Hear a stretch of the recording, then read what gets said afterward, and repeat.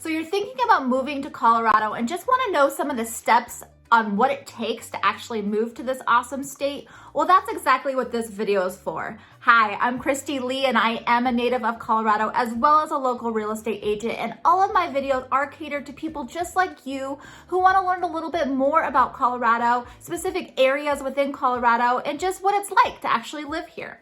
So today I'm actually going to be talking about these steps on what it takes to move here. And I'm going to start with step number one. And I feel like it's the most important one, obviously, is to narrow down your options on where you want to live.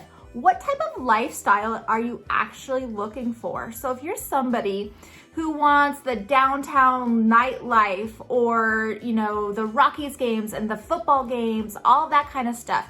Maybe you're somebody who likes to live in a high rise or be around, breweries or walking distance to the museums and pubs, things like that. Then the downtown area is going to be the place to be. That's exactly where you're going to want to gravitate to, especially also if you don't have a car or you don't plan on getting a car. You have the light rail down there. You could walk everywhere. You have the RTD bus system down there. So Denver as a whole is probably going to be the place to go.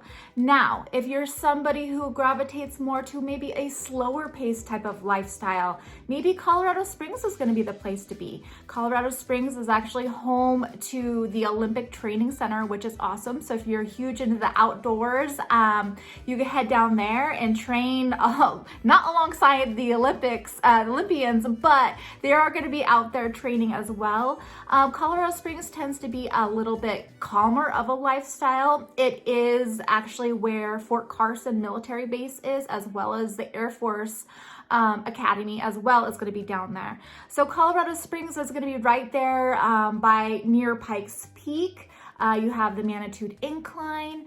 There's so many amazing things down in the Springs, and you're going to be definitely more budget friendly down in the Springs. So if you're somebody who wants to, pay more attention to how much you're spending on housing, both purchasing and renting, Colorado Springs might be a great bet to look into.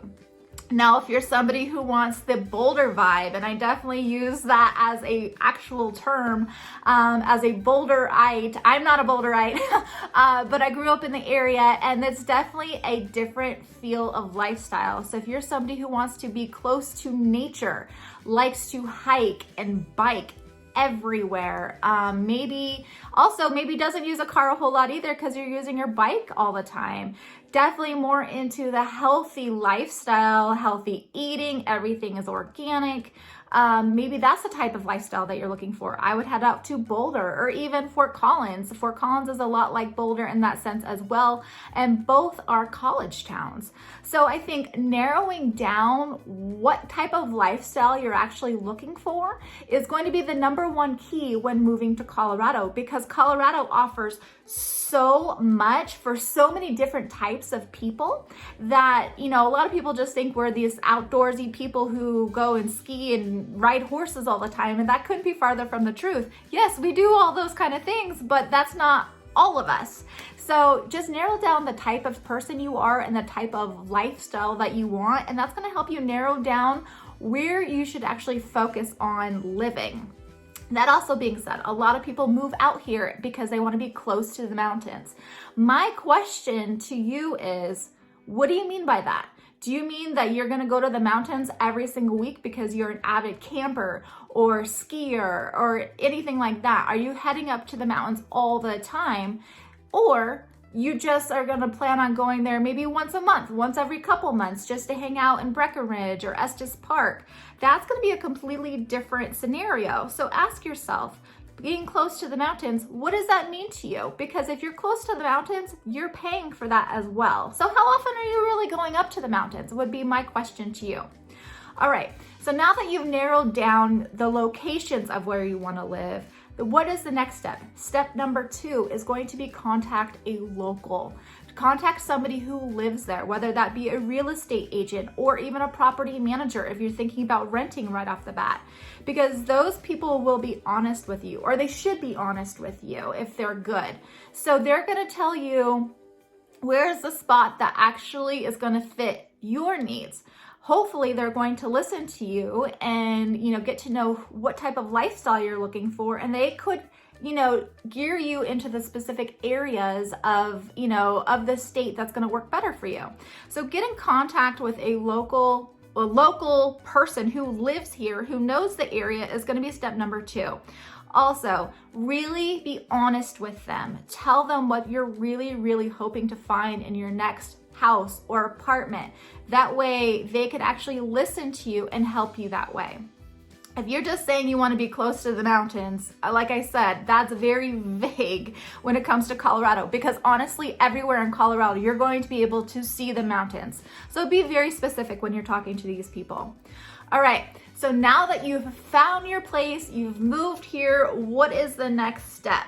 Well, you need to figure out what you can afford. So like I said, or maybe you haven't even moved here yet, but you are definitely going to need to figure out what you're going to be able to afford. Colorado is slowly, or probably actually more rapidly recently, becoming very expensive state to live in. And honestly, a lot of locals like myself and natives are actually moving out of the state because it is becoming so expensive. That being said, if you're moving in, be prepared. Be prepared with how much it's going to cost you and can you afford it.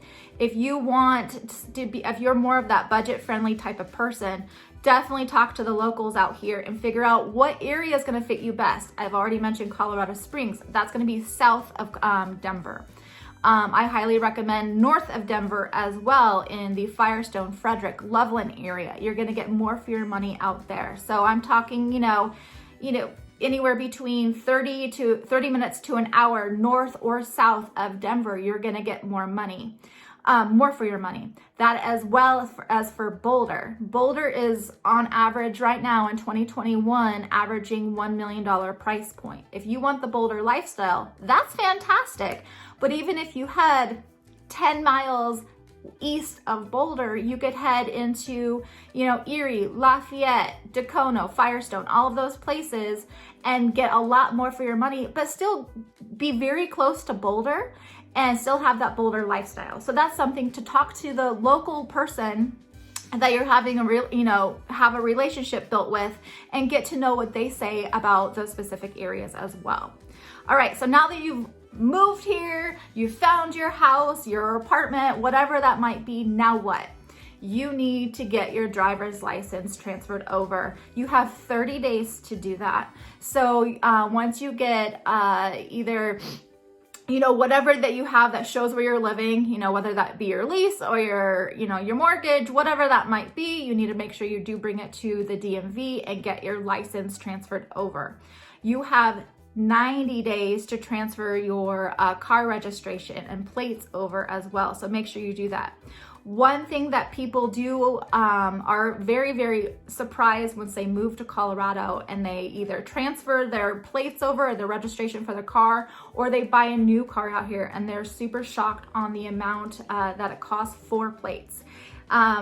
I don't know why. We are way more expensive to get plates out in Colorado than it is some other states. So just kind of keep that on the radar as well before you buy a car or before you transfer over all of that stuff, that you are going to be paying probably quite a bit more than you're already used to, whatever state you're coming from.